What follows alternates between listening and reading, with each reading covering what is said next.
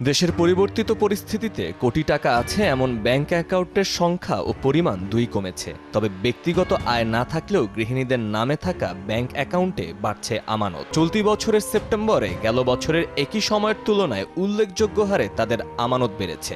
আয়কর ফাঁকি থেকে শুরু করে স্বামীদের টাকা পাচারের সবচেয়ে বড় মাধ্যম হিসেবে গৃহিণীদের নাম ব্যবহার হয় বলে অভিমত এই অর্থনীতিবিদের। এক জায়গায় যদি টাকা থাকে তাহলে তাদের ইনকাম ট্যাক্সের চাপটা বেশি হয়, সুতরাং প্রথম থেকেই তারা তাদের টাকাটা ভাগ করে রাখত।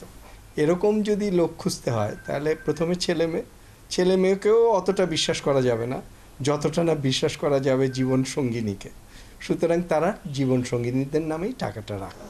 শ্রমশক্তি জরিপ বলছে ২০২২ সালের তুলনায় ২০২৩ সালে কর্মজীবী নারীর সংখ্যা কমেছে ৩.৫ লাখ।